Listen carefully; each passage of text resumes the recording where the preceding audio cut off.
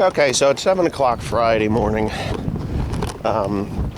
It's been 24 degrees all night, so they claim. And I'm hoping that things are froze up enough that I can get this hay baled. At least a portion of it. I got 30 acres down. It just needs to support me for, like 2 hours, and I'll be good to go.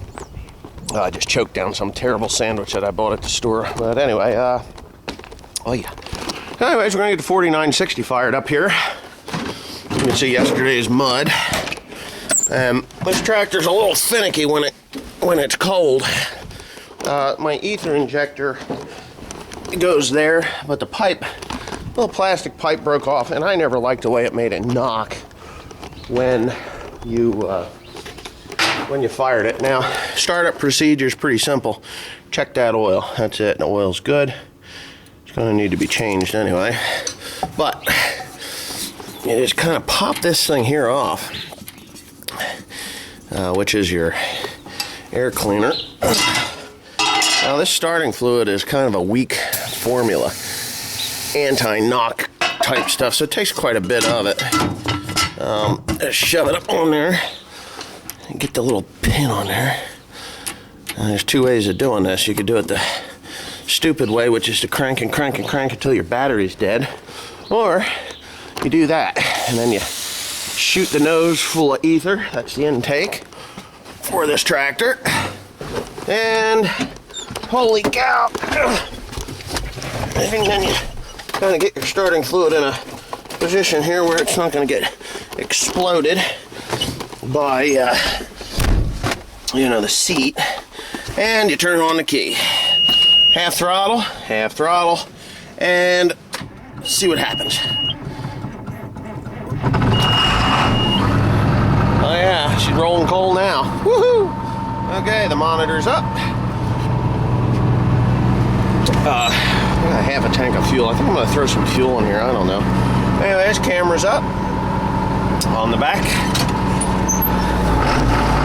And we're off. And this thing is stiff. Anyways, we're just going to kind of idle it over to the fuel tank. It doesn't need to run hard or anything until she's warmed up. So I'm going to get some footage of baling some hay. If I get stuck, well, that's just going to be a real nightmare. But, well, I knew I should have listened to my brain. A little soft. And it's too early to be baling in the winter. And I found a spring. A spring, I tell you. Where the water bubbles up out of the ground. It's sunk. So, I have two choices. Probably the first choice is going to be to go out backwards. Because that's... Oh, yeah.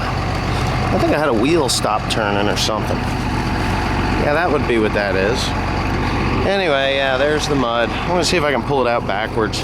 I think I'm down on the axle. I have a neighbor that's got a Cat Challenger. They might be able to pull me out with that. But if I cradle that thing there, the tie down, so I might be able to get it out. Anyways, we'll find out. I had to get the local farm girl to come rescue me with her bigger tractor. Look at this. Yeah, it's a Cat Challenger. Anyways, I pulled that John Deere right out of the mud like there was no tomorrow. Effortless. It didn't even spin a track. So, that's cool. Anyway, yeah. That's it when you get stuck in the mud. Just go get a Cat Challenger or a deer, track deer. I don't know what the hell I need one of them. So what I'm going to do here is I'm actually just going to pull this tractor ahead some. Oh man, it's spinning. I got to get me one of them. It's like the guy from... Might as well get a video of this thing while I'm in it. It's kind of a bear looking over the hood of this thing. It is wide. I'm not used to this, but the John Deere has a pretty good sized hood to it, but Cat really makes a nice wide hood. It's got a Chevy steering column in it. You can tell by the turn signal and the windshield wiper thing, and the key. Because it's a General Motors steering column. It's got a 10-speed Cat Challenger or Caterpillar power shift transmission in it with a first and second reverse, 4 remotes, decelerator pedal, so if you come up on something in a hurry or whatever, you want to decelerate to make a corner. And believe me, when you make a corner with this thing, you better slow the hell down because it plows. It don't like to make corners, especially on the pavement. The ride is a little bit stiff. You know, it's just a little stiff, but the cab is roomy. This is a Challenger, I believe, a Challenger 65. I think it's 260 or 270 horsepower. Pretty powerful tractor. It certainly did pull that John Deere 4960 out of the mud like there was nothing there. I was rather shocked. Probably could have pulled it out without even with it being in park. I was rather surprised, as muddy as it was. It just floated right across and yanked it right out. So anyway, yeah. So that's kind of my review on a. I think this is a 89 or a 1990 Cat Challenger. Yeah, I like it. You know, it's a little bit rough on the road, but what the hell? If I can bail in the wet weather, I'll put a set of tracks on the baler and buy me one. Okay, so I'm back in the building again. A little bit of mud everywhere, just like yesterday, only today I got actually 40 bales baled. I don't think I hit anything here. No, we're perfect.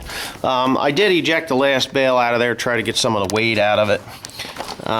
Yeah. And I think what I'm going to do is, because that tractor really, truly did an amazing job of getting me out of the mud, I'm going to go check it out. Oh, somebody's trying to call me, but I'm going to go check out tracks for this baler. Because if it pulls easier, then it should pull better with this tractor. And then maybe I don't have to buy a tractor, because I got a lot of hay to make. But anyways, that's that.